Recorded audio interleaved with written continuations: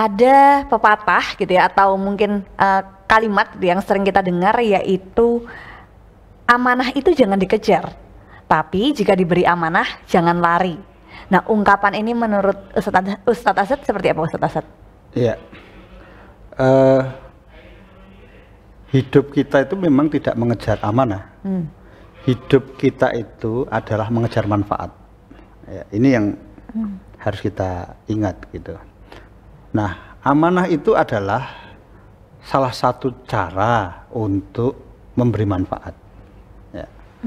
Kalau kemudian kita diberi amanah kok kemudian tidak bisa memberi manfaat, maka pada dasarnya amanah itu kemungkinan yang salah adalah kita yang menerima amanah itu sehingga tidak bisa memberi manfaat, tidak bisa memanfaatkan amanah itu, atau tidak bisa mendayagunakan kemampuan untuk mendatangkan manfaat, atau memang pada dasarnya kita tidak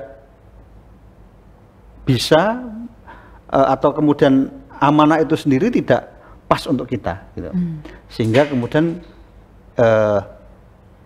kesalahannya adalah ketika kemudian kita menerima amanah yang memang sebenarnya tidak pas untuk kita. Tetapi pada dasarnya orang pasti memberikan amanah itu kepada orang yang dianggap pantas gitu. Nah, selama kita tidak, atau selama kita selama kita itu tidak punya keyakinan bahwa kita tidak bisa menjalankan amanah, ya harus kita terima gitu. Tetapi kalau kemudian kita, wah ini amanah yang sesungguhnya akan menjerumuskan ke saya ke neraka dan saya tidak mampu untuk menjalaninya, itu boleh kita tolak gitu. Jadi ketika amanah itu kemudian kita justru akan membawa kita kepada ketidakmanfaatan, apalagi kepada kezaliman, maka harus kita tolak. Jadi bukan hanya tidak boleh menolak, tapi harus kita tolak kalau kemudian amanah itu justru mendatangkan ketidakmanfaatan atau justru melahirkan kemungkaran. Nah, ada ya, Ustaz? Jadi ya mungkin ada gitu. Saya tidak menyebutkan satu bentuk apa gitu, tapi mungkin ada. Jadi boleh nggak kita menolak amanah? Kalau saya boleh.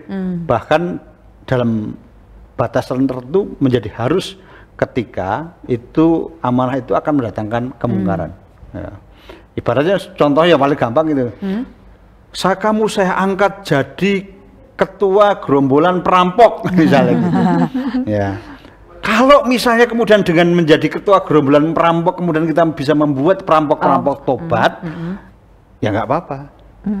Tapi kan kita tidak jadi ketua gerombolan perampok lagi kalau begitu, gitu. Karena amanahnya adalah ketua. Nah, ini ekstrimnya ya, gitu. Saya ingin mengatakan bahwa sekali lagi boleh kita menolak amanah, gitu. Bahkan harus ketika kemudian amanah itu justru mendatangkan kemungkaran. Tetapi kalau kemudian amanah itu dalam rangka untuk kemanfaatan, maka seharusnya tidak ditolak, bahkan wajib diterima kalau kemudian memang itu adalah bagian dari amanah yang bisa mendatangkan manfaat gitu. Kenapa? Karena memang tugas kita itu adalah atau kemudian kalau disebutkan oleh Rasulullah itu manusia yang terbaik, khairun nas anfahum linas. Sebaik-baiknya manusia adalah yang paling memberi manfaat kepada manusia lainnya. Maka ketika amanah itu datang dan dia bisa memberi manfaat, kalau dia tolak, nah, dia zalim sesungguhnya. Kenapa?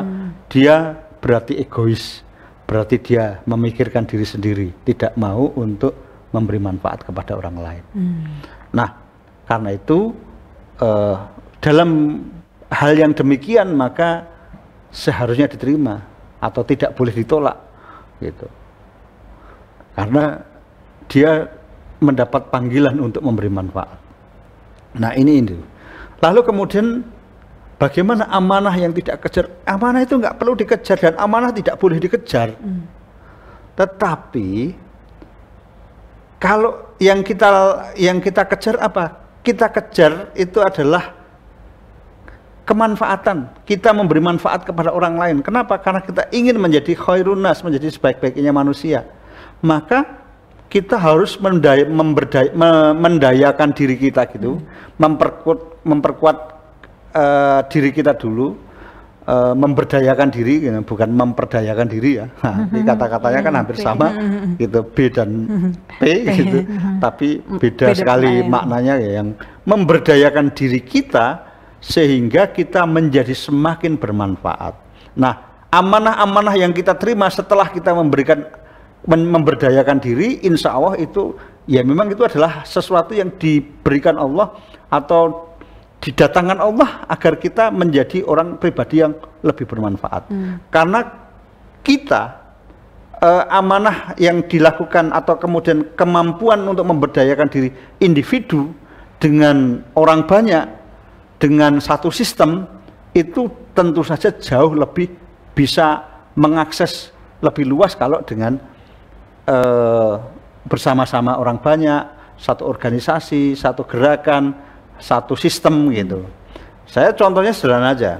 Kalau ada orang miskin di sekitar saya, 1-2 bisa saya selesaikan dengan dompet saya. Yuk tak ajak mangan, yuk saya ajak makan ke pasar, yuk saya ajak makan di restoran, itu selesai orang yang kelaparan itu gitu ya. Tapi kalau orang yang kelaparan, orang yang miskin itu satu kampung, mungkin dompet saya belum cukup untuk bisa gitu. Maka kemudian saya akan mengajak orang-orang di sekitar saya membentuk organisasi, atau kemudian saya masuk ke organisasi yang sudah ada, memberdayakan organisasi itu sehingga organisasi di dalam kampung itu bisa menyelesaikan persoalan orang miskin yang jumlahnya tidak bisa saya selesaikan dengan dompet saya gitu. Kalau kemudian sekarang masalahnya orang miskin, orang lapar itu sekota, nggak akan bisa diselesaikan oleh organisasi kampung ini, oleh organisasi kota, entah namanya pemerintah kota, entah namanya Dewan Perwakilan Rakyat, entah namanya apapun itu. Maka itu kemudian kita harus atau kita perlu untuk bersama-sama itu. Nah, itulah kemudian muncul amanah-amanah itu.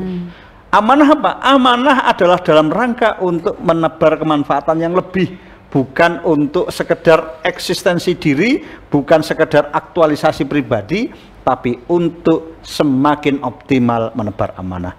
Ketika yang seperti itu, maka tidak boleh sekali lagi mengejar amanah. Yang dikejar adalah kita mengejar memberi kemanfaatan, karena khairun nas anfa'uhum linnas gitu.